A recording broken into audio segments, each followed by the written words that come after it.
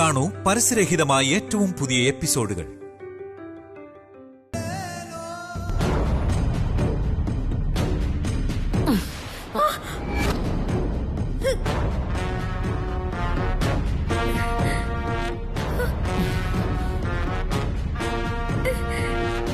ഒരുമ്പെട്ട് ഇറങ്ങിയിരിക്കുകയാണോടി നീയ? വീട്ടിൽ ഇത്രയും പേരുണ്ടെന്നുള്ള പേടി പോലും ഇല്ലാതെ അവനെ നീ അടുക്കളയിലേക്ക് വിളിച്ചു വരുത്തി പിന്നാരെ പറയാൻ നോക്കുന്നോടി. അച്ഛമ്മ, ഞാൻ ആരും ഇങ്ങോട്ട് വിളിച്ചു വരുത്തിയിട്ടില്ല. ദേവേട്ടൻ തന്നെയാ വന്നത്. വന്നാല് എന്തിനാ ഇങ്ങോട്ട് വന്നെന്ന് ചോദിച്ച് പറഞ്ഞയച്ചൂടെ? അല്ലെങ്കിൽ നിനക്ക് ഇവിടുന്ന് അങ്ങ് ഇറങ്ങിപ്പോയാ പോരായിരുന്നോ? അല്ലാതെ അവനോട് കിന്നാരെ പറഞ്ഞോണ്ട് നിൽക്കുന്നു. ആ ചെറുക്കം പോകുന്നത് വരെ ഇവിടെ ഒന്ന് പുറത്തു വന്നു പോകരുത്. പുറത്തെങ്ങാനും കണ്ട കാല് തല്ലി ഒടിക്കും ഞാൻ.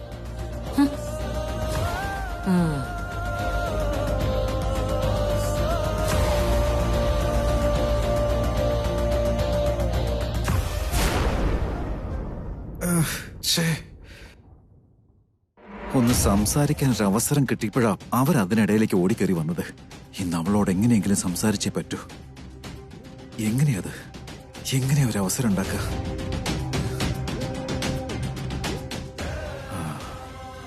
ഐഡിയ.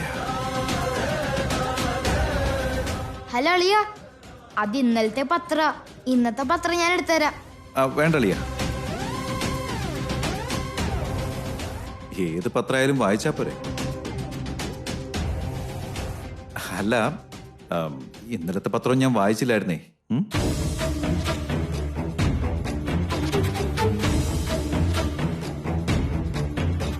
ഇവൻ ഇവിടുന്ന് എങ്ങോട്ടനങ്ങിയാലും കൂടെ തന്നെ ഉണ്ടാവണം. അവളെ കാണാൻ ഒരു അവസരം കൊടുക്കരുത്.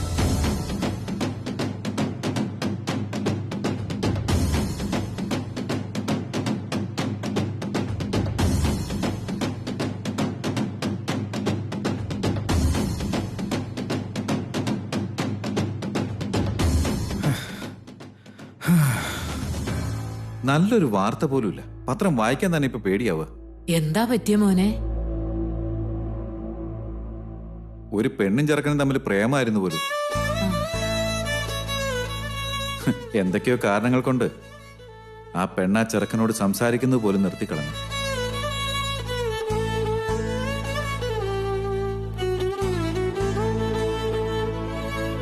എന്ത് ചെയ്യണമെന്ന് അവനൊരു പിടിയും കിട്ടുന്നുണ്ടായിരുന്നില്ല.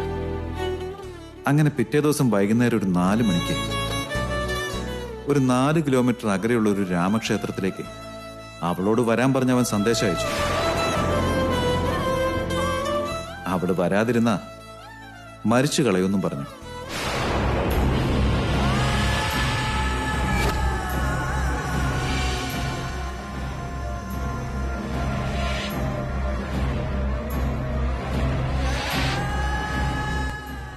അങ്ങനെ പിറ്റേന്ന് വൈകുന്നേരം കൃത്യം 4 മണിയായപ്പോ അവൻ രാമക്ഷേത്രത്തിൽ അവൾക്ക് വേണ്ടി അങ്ങനെ കാത്തിരുന്നു. പക്ഷെ ആ പെൺകുട്ടി അന്ന് അവിടേക്ക് വന്നതുമില്ല. അത്ര തന്നെ. അവൻ അവിടെ വെച്ച് വിഷം കഴിച്ച് സ്വന്തം ജീവൻ ഒടുക്കി.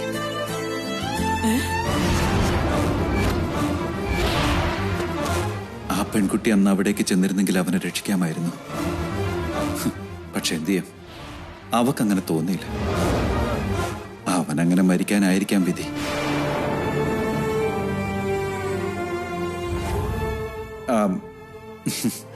ഞാൻ അങ്ങോട്ട് ഇറങ്ങാണ്. അതെന്താ മോനെ, വന്നിട്ടിപ്പോ കുറച്ചു നേരമല്ലേ ആയുള്ളൂ? വന്ന കാര്യം ഏതായാലും ഭംഗിയായിട്ട് നടന്നല്ലോ. അതല്ല, ഇവിടുത്തെ പൂജയെല്ലാം ഭംഗിയായിട്ട് കഴിഞ്ഞല്ലോ. ഇനിയിപ്പോ ഞാനെന്തിനാ? ഭക്ഷണം കഴിഞ്ഞ് പോയാ പോരെ മോനെ? ഇല്ലമ്മ, ഇപ്പൊ വേണ്ട. എനിക്ക് അത്യാവശ്യം ചില ജോലികളുണ്ട്. ചെല്ലട്ടെ.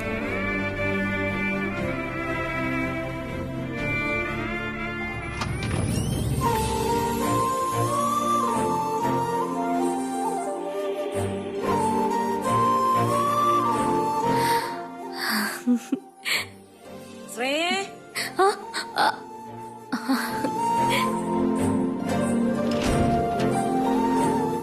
ശ്രേയേ, നീ അവിടെ എന്തെടുക്കുവാടി? ദേവന്മാൻ ഇതേ നിനക്ക് വേണ്ടിയാ കാത്തു നിൽക്കുന്നേ. ആച്ചമ്മേ, ഞാൻ ഇപ്പൊ വരാം.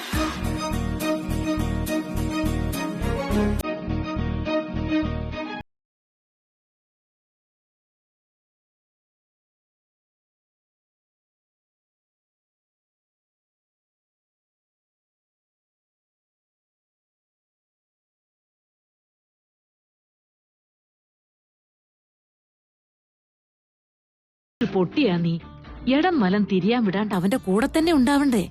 അല്ലെങ്കിൽ വല്ല അവളുമാരും വന്ന് തട്ടിക്കൊണ്ടു പോയിക്കളയും. അങ്ങോട്ട് ചെല്ലടി, കൂടെ ചെന്ന് കാറെ കയറ്. ആ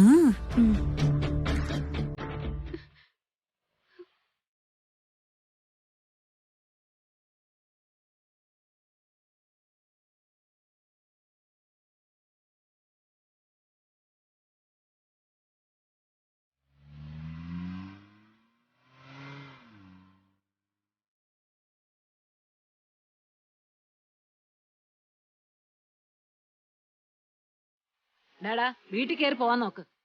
ആ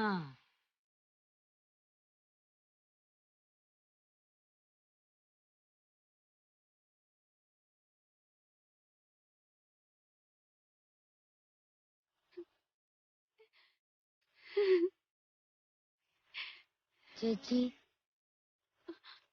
ദേവൻ ചേട്ടൻ പറഞ്ഞത് മനസ്സിലായല്ലോ അല്ലേ? എനിക്ക് മനസ്സിലായി. ദേവൻ ചേട്ടൻ ഇന്ന് പത്രത്തിൽ വായിച്ച കാര്യേ അത് ആരെ കുറിച്ചാണെന്ന് മനസ്സിലായോ? എനിക്കത് മനസ്സിലാവില്ലെന്ന് കരുതിയോ? അതാ പത്രത്തിലുണ്ടായിരുന്ന വാർത്തയല്ല. നാളെ വൈകുന്നേരം 4 മണിയാവുമ്പോ അമ്പലത്തിൽ വരണമെന്നറിയിക്കാൻ പത്രത്തിലും വാർത്ത വായിക്കുന്ന പോലെ പറയുമായിരുന്നു.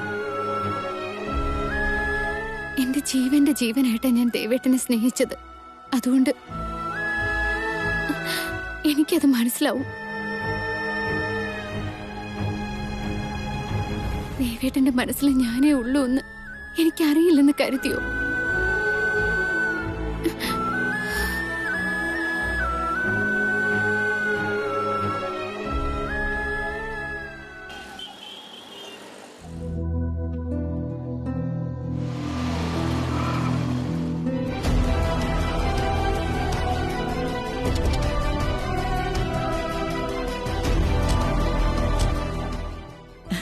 ഭഗവാനെ, രണ്ടുപേരും ഒരുമിച്ച് തന്നെ വന്നല്ലോ. അപ്പോ ഞാൻ ഇന്നലെ പറഞ്ഞതൊക്കെ അവന് മനസ്സിലായിട്ടുണ്ട്. സ്നേഹിച്ച പെണ്ണിനെ കുറിച്ച് ചിന്തിക്കാൻ ഇനി അവനെ അനുവദിക്കരുത്. ശ്രേയയോടൊപ്പം അവൻ സന്തോഷമായിട്ട് ജീവിക്കണം.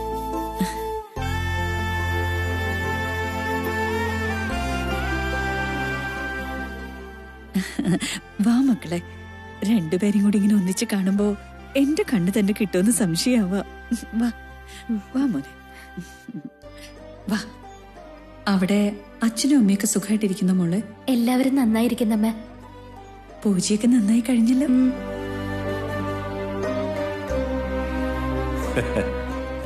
ദേവാ, പൂജ നന്നായി നടന്ന മോനെ? നന്നായി നടന്നു.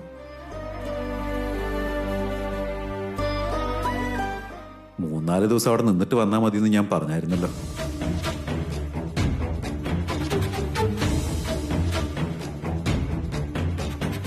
ദേവനായിരിക്കും അവളെ വിളിച്ചത്. പിന്നെ അവൾക്ക് അവിടെ നിൽക്കാൻ പറ്റുമോ? കല്യാണം കഴിയുന്നവരെ അമ്മ വീടൊക്കെ ഉള്ളൂ. അത് കഴിഞ്ഞ് ഏത് പെൺകുട്ടിക്കാണെങ്കിലും ഭർത്താവാണ് ലോകം. അങ്ങനെ തന്നെയല്ലേ മോളെ?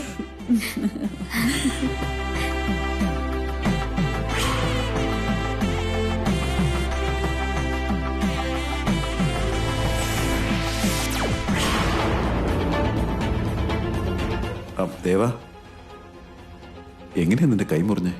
മോനെ, എന്താ പറ്റിയ? കയ്യിലൊരു കെട്ട്. എന്താ മോനെ പറ്റിയ? എന്താണ് ദേവാ പറ്റിയേ?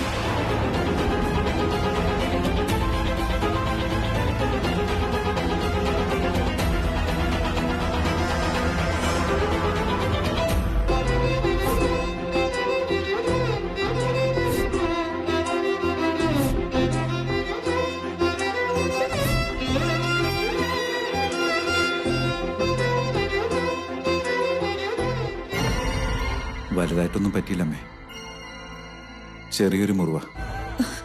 ശ്രേയെ, എന്താ മോളെ പറ്റിയത്? പൂജ നടക്കുമ്പോ താലത്തെ തട്ടി വിളക്കി കൊണ്ട് മുറിഞ്ഞതാമേ. പക്ഷെ അത്ര ആഴമുള്ള മുറിവൊന്നും അല്ല. സാരമില്ല, നിങ്ങൾ അകത്ത് പോയി റെസ്റ്റ് എടുത്തോ. രണ്ടാളും യാത്ര കഴിഞ്ഞ് വന്നതല്ലേ. വാ മോനെ, ചെല്ലു മോനെ.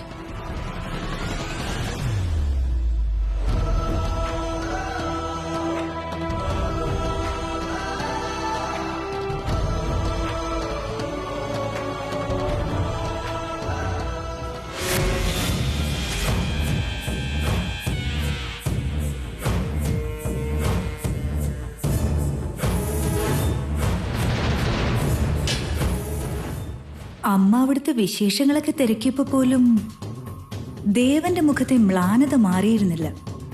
പക്ഷെ കയ്യില് മുറിവിനെ കുറിച്ച് ചോദിച്ചപ്പോഴാണെങ്കിൽ മുഖത്ത് എന്തെന്നില്ലാത്ത സന്തോഷം.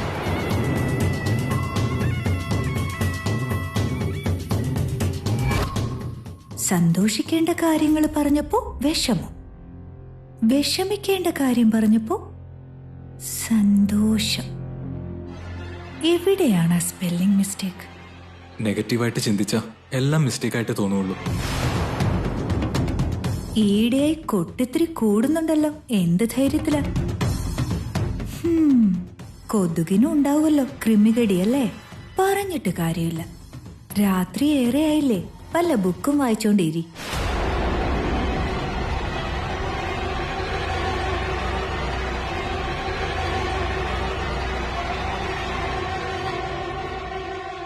നീ എന്തിനാ ഇങ്ങനെ നിന്ന് തിളയ്ക്കുന്നേ? ട്രസ്റ്റ് കയ്യിന്ന് പോയി. 1000 കാലം മണ്ഡപത്തിന്റെ പണിയെങ്കിലും എന്നെ ഏൽപ്പിക്കുമെന്ന് ഞാൻ കരുതി. 20 കോടിയിൽ കാര്യം തീർത്ത് 30 മുക്കാന്നാ ഞാൻ കരുതിയത്. അതും ആ ദേവന്റെ കയ്യിലേക്ക് അങ്ങ് കൊടുത്തില്ലേ. ഇനി എന്ത് സംഭവിച്ചാലും എന്റെ കൂടെ നിൽക്കുമെന്ന് പറഞ്ഞിട്ട് ഇപ്പൊ എന്തായി?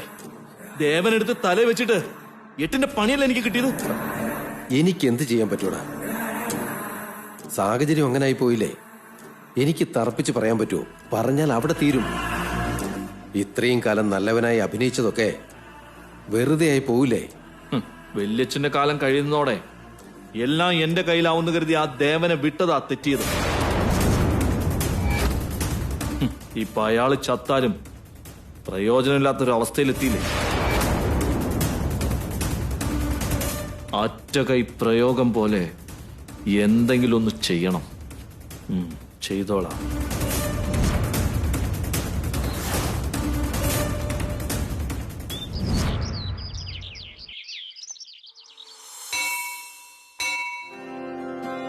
ഒരു നോക്കു കാണുവാൻ കാത്തിരുന്നവൾ മിഴിയകന്നു പോയോ?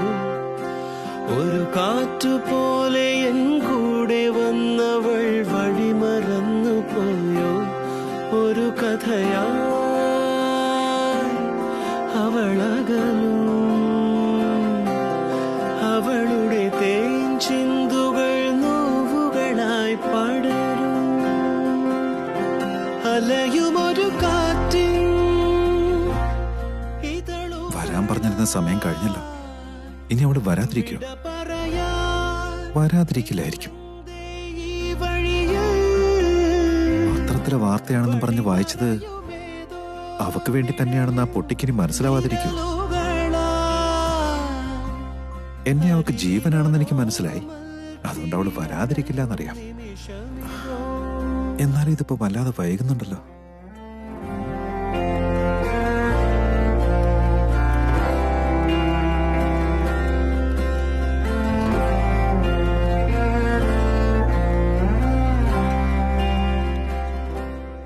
നീ എന്റെ ജീവിതത്തിൽ നിന്ന് ഓടി രക്ഷപ്പെട്ടു. പക്ഷെ അവസാനമായിട്ട് 2 വാക്കെങ്കിലും എന്നോട് സംസാരിക്കാൻ നിനക്ക് തോന്നുന്നില്ലേ വൈദേഹി?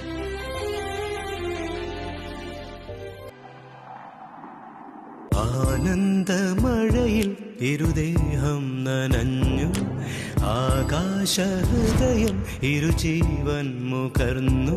പുതുപുളകങ്ങൾ പെയ്തു, മഴമേഘങ്ങൾ താഴെ, കുളിരോളങ്ങൾ നാം തമ്മിൽ കൈമാറവേ. ആനന്ദമഴയിൽ ഇരുദേഹം നനഞ്ഞു, ആകാശഹൃദയം ഇരുജീവൻ. ഞാൻ ദേവേട്ടന്റെ ജീവനിലും ജീവിതത്തിലും ഉണ്ട്. പക്ഷെ അത് തുറന്നു പറയാൻ കഴിയില്ല. ദേവേട്ടൻ എണ്ണി തെരയുന്ന ഓരോ നിമിഷവും ആ കാഴ്ചവെട്ടിൽ വന്ന് ചുരുണ്ട് കിടക്കാൻ ഞാൻ കൊതിക്കാറുണ്ട്. പക്ഷെ ദേവേട്ടന്റെ കയ്യിൽ ഇപ്പോൾ ഉള്ള ചോദ്യങ്ങൾക്ക് എനിക്ക് ഉത്തരവില്ല. അതുകൊണ്ടാണ് ഞാൻ ഓടി രക്ഷപ്പെടുന്നത്. ഒരു വിധത്തിൽ ഇവിടം വരെ എത്തിയെങ്കിലും ദേവേട്ടൻ എന്നോട് എന്തെങ്കിലും ചോദിച്ച അപ്പൊ ഞാൻ തകർന്നു പോവെന്ന് പേടിയാവാ. കാത്തോണേ രാമ, ദേവേട്ടനെ വേദനിപ്പിക്കുന്നതിന് എന്നോട് ക്ഷമിക്കണം.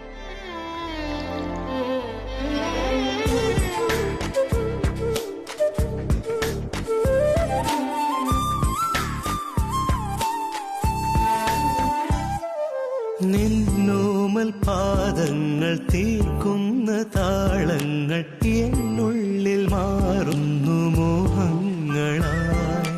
നീ എന്റെ ആത്മാവിൽ ചാർത്തുന്ന വർണ്ണങ്ങൾ ഇന്നേതോ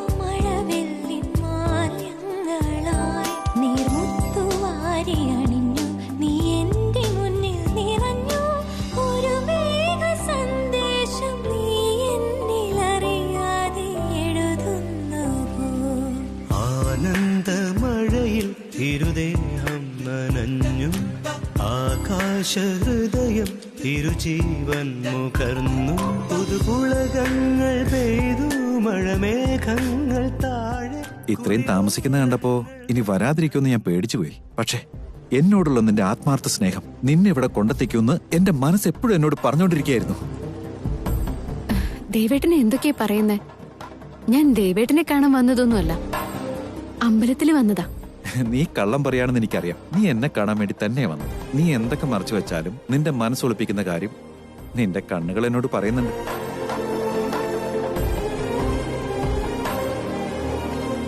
നിനക്കെന്താ പറ്റിയ വൈദേഹി? നീ എങ്ങനെ ഇങ്ങനെ മാറിപ്പോയത്? ഞാൻ കണ്ടിഷ്ടപ്പെട്ട എന്റെ വൈദേഹി എവിടെ? അവൾ ഇങ്ങനെയൊന്നും ആയിരുന്നില്ല. വൈദേഹി, നമ്മൾ ആത്മാർത്ഥമായിട്ട് സ്നേഹിച്ചതല്ലേ? കല്യാണം കഴിച്ച് ഒന്നിച്ച് ജീവിക്കണമെന്ന് മോഹിച്ചതുമല്ലേ? പെട്ടെന്നെല്ലാം എങ്ങനെയാ മാറിപ്പോയത്? എന്നോട് പറ വൈദേഹി. നിന്റെ സ്ഥാനത്തേക്ക് എങ്ങനെയാ നിന്റെ അനിയത്തി ശ്രേയ കയറി വന്നത്? ദേവേട്ടൻ എന്തൊക്കെയാ പറയുന്നേ? ദേവേട്ടന്റെ ആൾക്കാർ കല്യാണം ആലോചിച്ചത് എന്റെ അനിയത്തി ശ്രേയായിരുന്നില്ലേ? ദേവേട്ടൻ കല്യാണം കഴിക്കാൻ ആഗ്രഹിച്ചത് പോലും എന്റെ അനിയത്തിയായിരുന്നില്ലേ? എന്ത് ഭ്രാന്താ നീ പറയുന്നേ? മറ്റുള്ളവർ തെറ്റിദ്ധരിച്ചതിൽ കാര്യമുണ്ടെന്ന് വെക്കാം. പക്ഷെ ഞാൻ സ്നേഹിച്ചത് നിന്നെയാണെന്ന് അറിഞ്ഞോണ്ട് നിനക്ക് എങ്ങനെ ഇങ്ങനെ പറയാൻ കഴിയുന്നേ? മനസ്സ് നിറയെ നിന്നെയും വെച്ചോണ്ട് നിന്റെ അനിയത്തെ ഞാൻ കല്യാണം കഴിക്കുമെന്ന് എങ്ങനെ നിനക്ക് തോന്നി? നടന്ന കാര്യങ്ങളിലൊക്കെ എന്റെ ശ്രദ്ധക്കുറവും തെറ്റുമൊക്കെ ഉണ്ട്. ഞാൻ ഈ വൈദേഹിയെ സ്നേഹിച്ചിരുന്നെന്ന് എന്റെ കുടുംബത്തുള്ളവരോട് വ്യക്തമായി പറയാതിരുന്നാണ് ഞാൻ ചെയ്ത തെറ്റ്. ദേവസ്ഥാനത്ത് രാമന്റെ മകളാണെന്ന് മാത്രം പറഞ്ഞു. അത് നീ തന്നെയായിരിക്കുന്ന ഞാൻ കരുതി. പക്ഷെ അവരെല്ലാവരും അത് ശ്രേയാണെന്ന് തെറ്റിദ്ധരിച്ചു. കല്യാണം കഴിഞ്ഞ് വീട്ടിൽ വന്ന ശേഷം ആ തട്ടുമെടുത്ത് മാറ്റിയപ്പോഴാണ് ഞാൻ കാര്യങ്ങൾ അറിയുന്നത്. ഒരിക്കലും സംഭവിക്കാൻ പാടില്ലാത്തതാ സംഭവിച്ചത്. എല്ലാം എന്റെ കഷ്ടകാലം.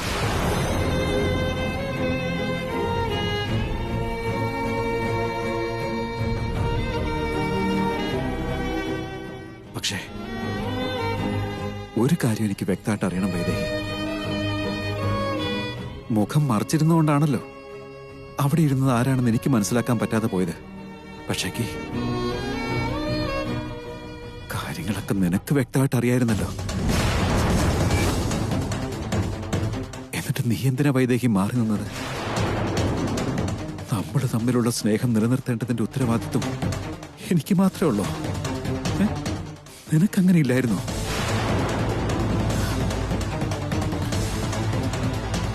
നമ്മളതിന് എപ്പോഴാ പ്രേമിച്ചേ?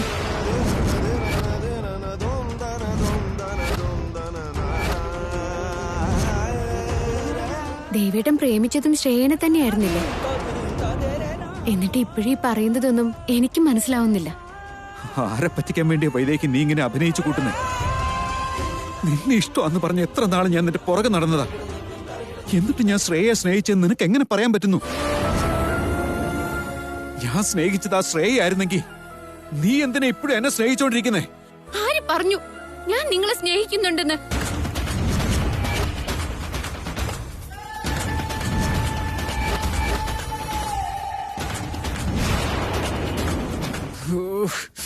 നുണയാണ് വൈദേഹി. നീ ഈ പറയുന്ന മുഴുവൻ നുണയാ. ഇടയ്ക്ക് എന്തൊക്കെയോ നടന്നിട്ടുണ്ട്. സത്യം മറച്ചു വെച്ച് നമ്മുടെ സ്നേഹത്തെ കുഴിച്ചുമൂടി നീ ആരെ രക്ഷിക്കാൻ ശ്രമിക്കുന്ന വൈദേഹി? എനിക്ക് ആരെയും രക്ഷിക്കണ്ട. ദേവേട്ടൻ എന്നെ തെറ്റിദ്ധരിച്ചു എന്നേ ഞാൻ പറഞ്ഞുള്ളൂ. ഞാനെന്നും ദേവേട്ടൻ ശ്രേയയെ കാണാൻ വരുമെന്ന് കരുതിയാ കുറച്ച് അടുത്തിടപഴകിയത്. അത് ദേവേട്ടനെ പ്രേമാണെന്ന് തോന്നി. ദേവേട്ടന് എവിടെയാ തെറ്റുപറ്റിയത്? ദേവേട്ടനെ ഞാൻ സ്നേഹിച്ചിട്ടില്ല. മറ്റൊരു കണ്ണോട് കൂടി ഞാൻ ദേവേട്ടനെ നോക്കിയിട്ട് പോലുമില്ല.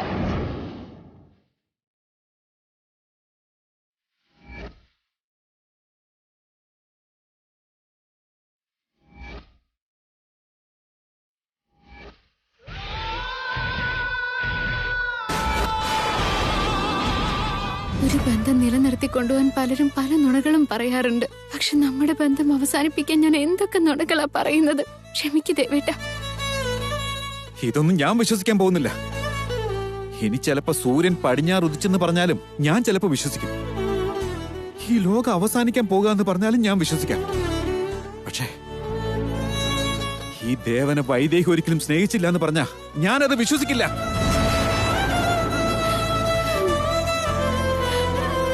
ഈ ജന്മത്തൊരു കല്യാണം വേണ്ടെന്ന് പറഞ്ഞ ആളാ ഞാൻ. എത്ര ആലോചനകൾ. അതിലൊരു ഫോട്ടോ പോലും കാണാൻ എനിക്ക് തോന്നിയില്ല. എനിക്ക് നിന്നെ ആദ്യം കണ്ട നിമിഷം തന്നെ ഞാൻ അറിയാതെ എന്റെ തീരുമാനം മാറുകയായിരുന്നു. നിന്റെ സ്നേഹം ജീവിതത്തിൽ വലിയ സ്വപ്നങ്ങൾ കാണാൻ എന്നെ പ്രേരിപ്പിച്ചു.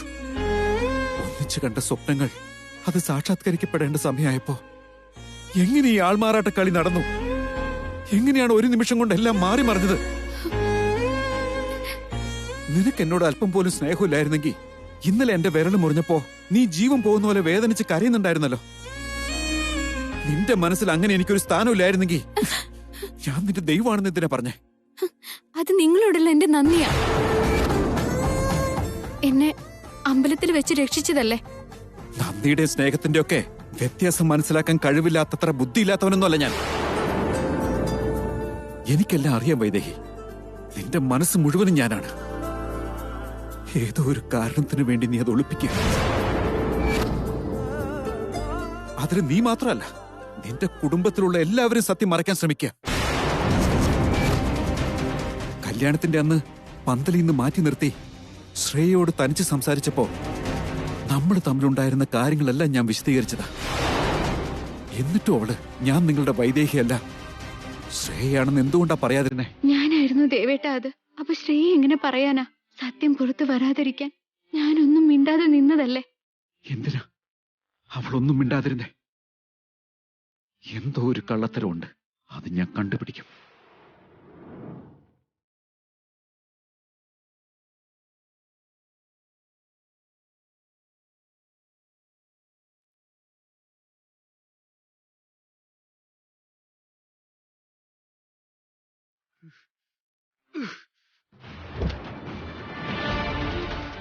വൈദേഹി, എല്ലാരും ചേർന്ന് എന്നെ പറ്റിക്കായിരുന്നു. നിങ്ങൾ എല്ലാരും കൂടെ എന്റെ ജീവിത തകർത്തത്. പക്ഷേ സത്യം എന്നും ഒളിപ്പിച്ചു വെക്കാന്ന് കരുതണ്ട. അഗ്നിപർവ്വതം പോലെ അതിങ്ങനെ മൂടിക്കിടക്കുന്നേ ഉള്ളൂ. പക്ഷേ അതൊരു ദിവസം പൊട്ടിത്തെറിച്ചാൽ എല്ലാം തകർത്ത് കളയും. അങ്ങനെ ഒരു സമയത്തിന്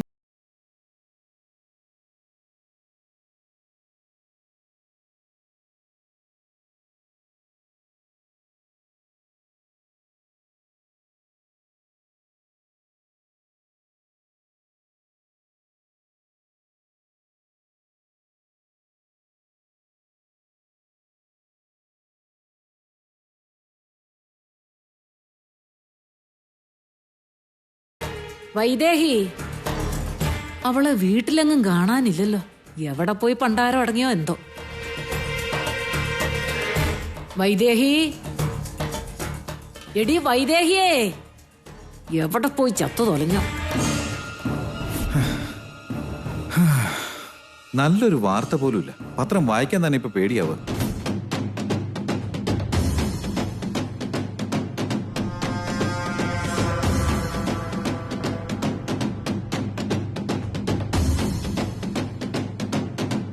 ദേവൻ പറഞ്ഞ പോലത്തെ ഒരു വാർത്ത ഈ പത്രത്തിൽ എങ്ങും കാണാനില്ലല്ലോ. അങ്ങനെയായിരുന്നെങ്കിൽ അത് വാർത്തയായിരുന്നില്ലല്ലേ?